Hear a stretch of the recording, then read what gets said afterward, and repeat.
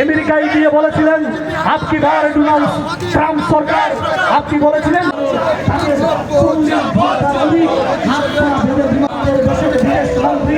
ওই আমেরিকার ট্রাম্পের উপহাস করেছে নরেন্দ্র মোদীর সরকার। এখানে এসটিদের জন্য যে বরাদ্দকৃত টাকা ছিল তাও কমিয়ে দেওয়া হয়। আছেন যে ইতিমধ্যে ভারতীয় জনতা পার্টির সরকার দ্বারা বাজেট পেশ করা হয়েছে এবং এই বাজেটের মধ্যে আমরা দেখেছি যে যুবকদের জন্য কোনো কিছুই দেওয়া হয়নি। উপরন্ত যে এসটি, ওবিসি, মাইনরিটি, আদিবাসীদের জন্য যে বরাদ্দ টাকা সবসময় রাখা হয় তার থেকেও সেই টাকা সেই প্রত্যেকটা স্কিমের থেকে সরিয়ে নেওয়া হয়েছে, তার তীব্র প্রতিবাদ জানাই। আমরা দেখেছি যে বেকার যুবকদের যে কর্মসংস্থান তৈরি করার জন্য কোনো কিছুই সেই বাজেটে নেই এবং তাদেরকে সশক্ত করার জন্য কোনো বাজেট থেকে কোনো রকমের হেল্প তাদেরকে দেওয়া হয়নি। সেই ছাত্রর দিকেও আমরা দেখেছি কোনো রকম ভালো কিছু হোক সেটা এই মোদি গভর্নমেন্ট চায় না। আমরা দেখেছি যে আমরা যখন কুম্ভের কথা বলি তখন দেখি সব মিডিয়ারা চুপ হয়ে বসে থাকে।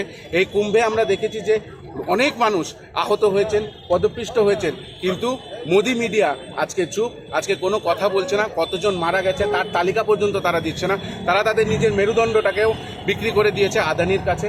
এবং এই বাজেট থেকে সাফ বোঝা যায় যে যুবদের জন্য এই সরকার কোনো কিছুই ভাবে না।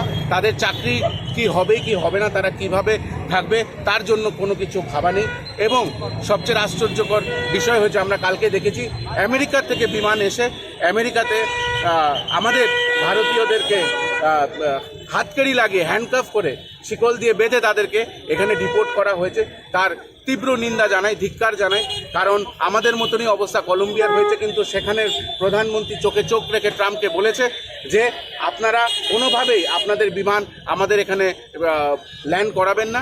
এবং আমাদের যে বিশ্বগুরু বলে যে ভারতকে বিশ্বগুরু করবে এবং ট্রাম্পের কোলে গিয়ে সবসময় বসে থাকে, সেই ট্রাম্প আজকে ভারতীয়দেরকে এইভাবে কয়েদির মতন অমানবিক আকারে তাদেরকে আজকে ইন্ডিয়াতে ডিপোর্ট করেছে।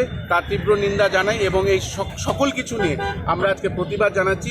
এই বাজেট হয়েছে যুব বিরোধী, এই বাজেট হয়েছে জনবিরোধী এবং তা নিয়ে কোনো কথাই বলা হচ্ছে না। তারা একটাই ঢোল বাজাচ্ছে যে 12 লাখ টাকার ওপরে নাকি কোনো ট্যাক্স দিতে হবে না, কিন্তু এটাও একটা জুমলা। জানেন গত 1 ফেব্রুয়ারি ভারতবর্ষের অর্থমন্ত্রী ভারতবর্ষের সংসদে দাঁড়িয়ে একটি বাজেট পেশ করলেন। আমরা দেখলাম এই বাজেটে ভারতবর্ষের মানুষের জন্য কিছুই নেই। কারণ এই গত 11 বছর ধরে ভারতবর্ষের অর্থমন্ত্রী হিসেবে নির্মলা সীতারমণ সম্পূর্ণভাবে ব্যর্থ হয়েছেন। কারণ এই মোদী সরকারের জামানায় এদেশের মানুষের উন্নয়নের স্বার্থে কোনো রকম বাজেট দেওয়া হচ্ছে না। এই বাজেট হচ্ছে আদানি এবং আম্বানিকে আরও কিভাবে শক্তিশালী করা যায়, তার অর্থনীতিটাকে আরও কিভাবে মজবুত করা যায়, এটাই হচ্ছে মোদী এবং অমিত শাহর মূল লক্ষ্য। এবং সেই কাজটাই করছেন দেশের অর্থমন্ত্রী হিসেবে নির্মলা সীতারমণ। আপনারা প্রত্যেকে জানেন 1 ফেব্রুয়ারি যখন দেশের সংসদে এই দেশের অর্থমন্ত্রী নির্মলা সীতারমণ যখন তিনি বাজেট পেশ করলেন, আমরা আশ্চর্য হলাম। এই দেশের মধ্যে দেশ স্বাধীনতার 75 বছর পর গত 50 বছরের মধ্যে আমাদের দেশের সবথেকে বড় সমস্যা হলো বেকারত্ব বৃদ্ধি পেয়েছে।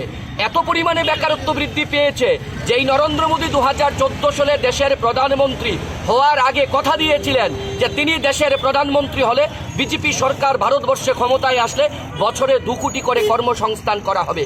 তাহলে 11 বছর তো 22 কোটি কর্মসংস্থান হওয়ার কথা। তো এই 22 কোটি কর্মসংস্থানের কোনো দিশা দেখাতে পারলেন না।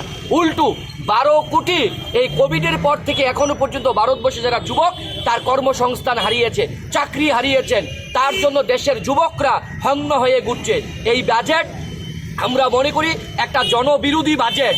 এই বাজেট বেকার বিরোধী, এই বাজেট মধ্যবিত্ত এবং গরিব অংশের মানুষের বিরুদ্ধে বাজেট। আমরা দেখেছিলাম 2004 সাল থেকে 2014 সাল এই 10 বছরে ভারতবর্ষের সর্বকালের সর্বশ্রেষ্ঠ অন্যতম আরেকজন প্রধানমন্ত্রী ডক্টর মনমোহন সিংয়ের 10 বছরের শাসনকালে এই দেশের 27 কোটি গরিব অংশের মানুষকে দারিদ্র সীমা রেখার উপর তুলে আনা হয়েছিল।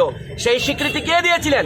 জাতীয় কংগ্রেস দেননি, এই দেশের মানুষ দেননি, এই স্বীকৃতি দিয়েছিলেন জাতিসংঘ।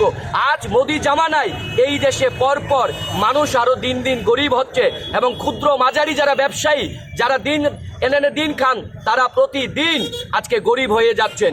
আমরা যুব কংগ্রেস মনে করি এটা সম্পূর্ণভাবে একটা জনবিরোধী বাজেট, এটা বেকার বিরোধী। কারণ এই বাজেটে আমরা দেখলাম তফসিলি জাতিগোষ্ঠীর জন্য যেটা গতবারের বাজেটে ছিল 2 কোটি টাকার অধিক যে ফেলো স্কলারশিপ দেওয়া হতো, এইবার তা দেওয়া হয়েছে মাত্র 2 লক্ষ টাকা। সেখানে সংখ্যালঘু জাতিগোষ্ঠীর জন্য স্কলারশিপ কমিয়ে দেওয়া হলো, আদিবাসীদের জন্য স্কলারশিপ কমানো হলো, সেখানে ওবিসির জন্য স্কলারশিপ কমানো হলো।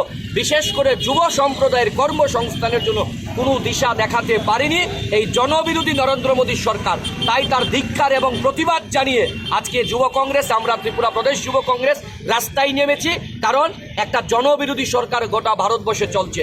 তার মধ্যে ইন্টারেস্টিং ব্যাপার, ডবল ইঞ্জিন বলে যে কথাটা বলেন ত্রিপুরা রাজ্যের বিজেপি সরকার, আমরা কি দেখলাম সাম্প্রতিক কালে আমাদের ত্রিপুরা রাজ্যে একটা ভয়াবহ বন্যার সম্মুখীন আমরা হয়েছিলাম। যেই ডবল ইঞ্জিনের কথা বলে এই যে ত্রিপুরা রাজ্যের ভয়াবহ বন্যার কারণে এই রাজ্যের লক্ষ লক্ষ মানুষ আক্রান্ত হলেন, ক্ষতিগ্রস্ত হলেন, মৎস্যজীবী কৃষিজীবী থেকে শুরু করে সকলে ক্ষতিগ্রস্ত হলেন।